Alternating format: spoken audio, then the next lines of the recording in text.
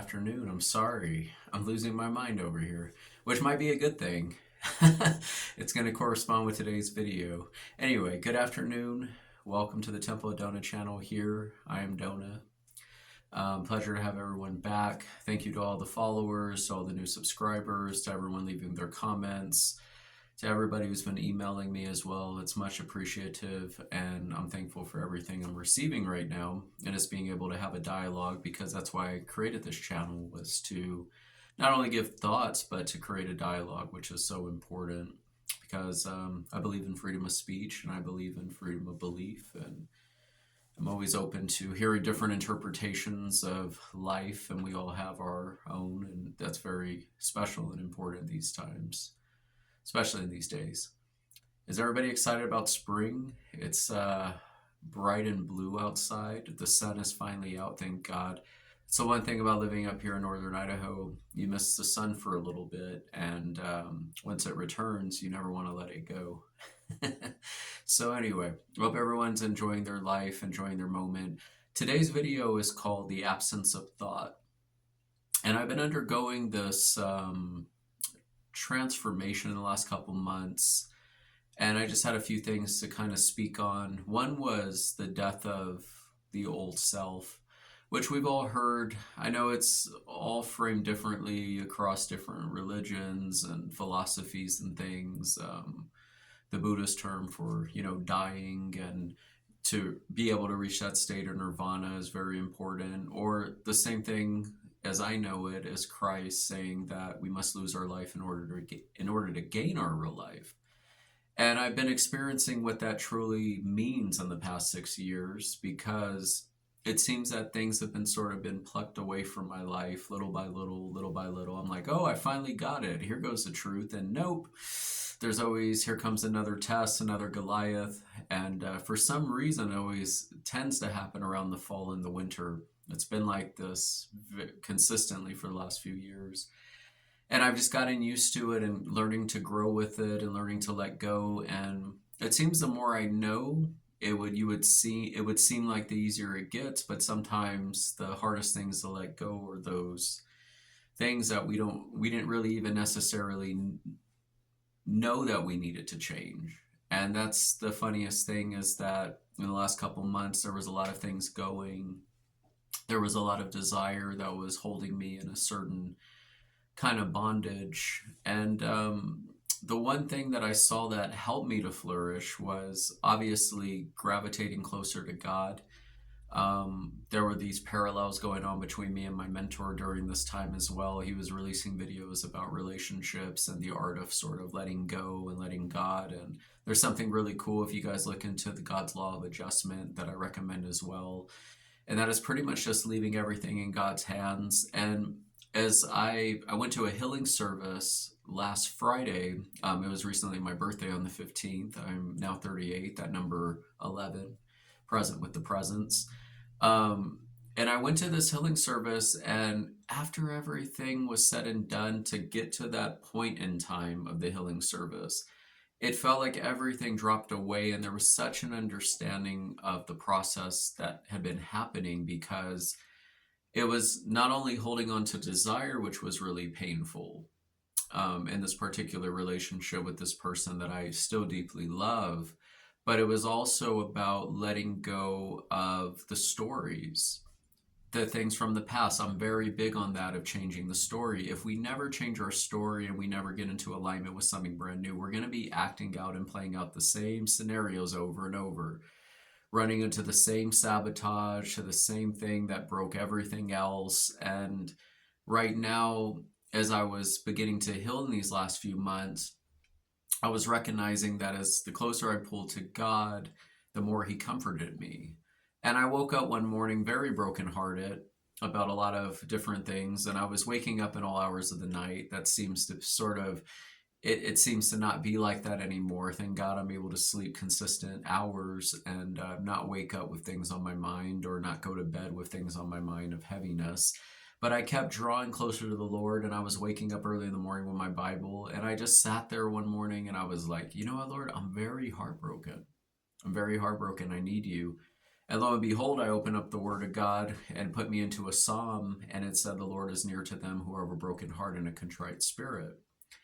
And it just showed me that He's there all the time, that God truly is running a perfect universe. It's us that have to work out our salvation.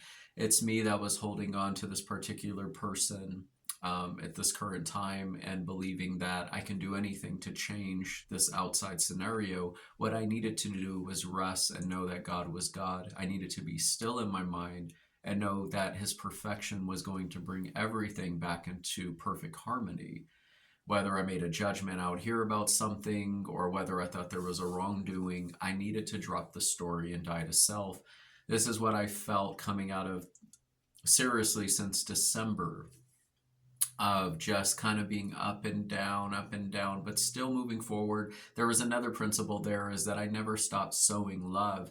I didn't take this out on anyone. Nobody really knew what was going on, even my closest, dearest friends. Some of my family did a little bit. I was filling them in on the gaps here and there as time kept going on. And as I was being able to use my testimony more as like a tool for learning and not necessarily for complaining and, yeah, we need to get some stuff out, but I just kind of feel like I reached a different point in consciousness now in my journey where I don't really need to let out things as far as trying to think of a word. I didn't need to really pour everything out and just to get that sort of release for myself. I wanted to use everything as a way to teach. And the Lord was using this discipline, of just being completely, being able to be honest with my emotions, being able to handle them in a sober manner, not run away to face everything, with due diligence every morning of being honest. And that was really giving my heart to the Lord in sincerity. And so when I noticed with that, my whole day would be set up for nothing but pure bliss, pure blessing. Because once I released all that to the Lord and I went in truth, and not necessarily to a bunch of human ears and human eyes and the human people who were going to obviously all have different opinions on the matter, I just didn't feel the need to do that. Instead, I kept it inside for the Lord, released it all there. He allowed me to walk and still be prosperous because I've still been sowing seed into people's lives. I wanted to help others even in the midst of going through my own situation, which really helped. And I know we've all heard that. Go help others if you want to help yourself, because that's what it's really for, is the giving. So even through these moments and these days in the last couple of months of just being able to look at my thoughts really and sort of abandon all the old ideas, it was a slow, painful death. But it's one I'm very happy to have resurrected from, because we have to let go of all those thoughts. We have to know that God is truly running a perfect universe, and we have to come from that place that we're still in this body, we're still in the human experience. There's a humility that comes with that, because we're able to have mercy and grace upon our brothers and sisters who out there, from the looks of things, may be falling short in our eyes, or we may have judgments, but it's time to let those things go and see the perfection. I've been able to think, by the glory and grace of God, excuse me, was I was able to get to such a freedom that I see everybody in my world, everybody I've ever ran into, they all exist in here. There is no more escaping, right? We're all existing inside of each other. I've left impressions on others, left memories, that kind of thing. Now I'm like, all those stories are dropped. Nobody is living a sinful life. We are all free in God. We're all in those pearly gates called heaven. We're all in the resurrection. Why? Because I am working out my salvation. And how can I hold anybody in this temple righteously if I'm not myself observing who I truly am in my beingness, which is a divine individual? This is the moral of the story of Jesus. It's like we had to get past our corrupted life, nail the old man to the cross, resurrect in spirit to live a life that was glorifying God, because anything that's of this flesh is no more. Anthony Joseph Alvarez is no more. He never really was anyway.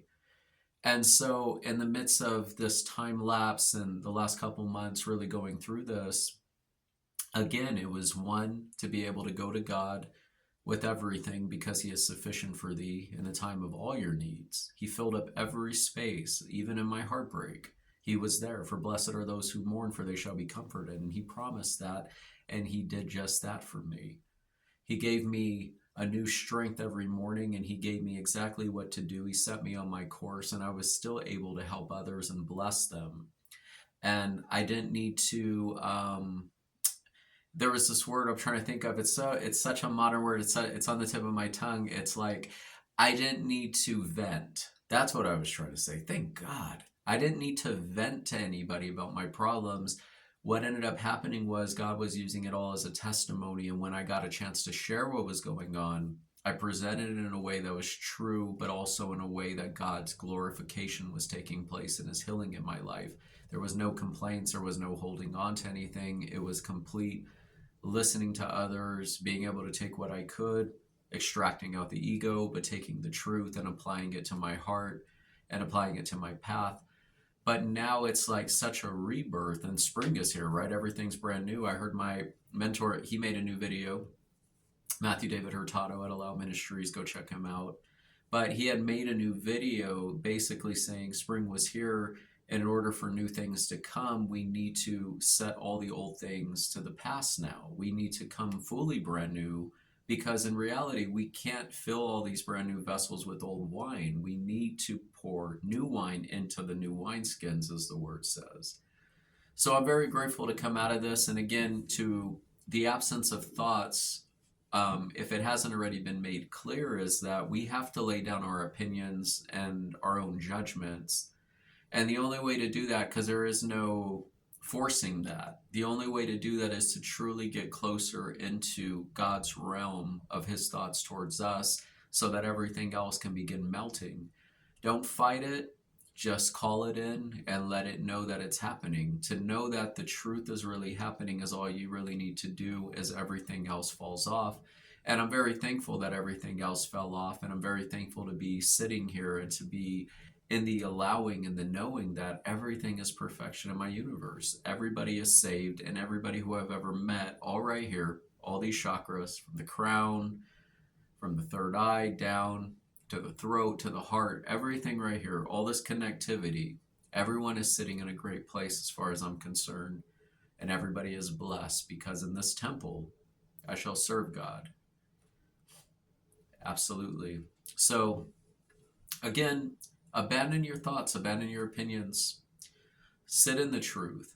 What are God's thoughts directed towards you, and not your thoughts directed to yourself? What is the old programming?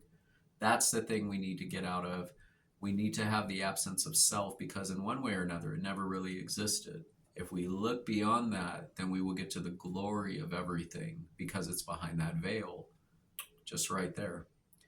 Anyway, it's been a pleasure sitting down with you. I'm going to leave it at that. Hit the subscribe button, leave me some comments. I'm building a brand new site right now at rest.net. I'm going to be offering these services to people who are interested in healing and interested in transforming their life.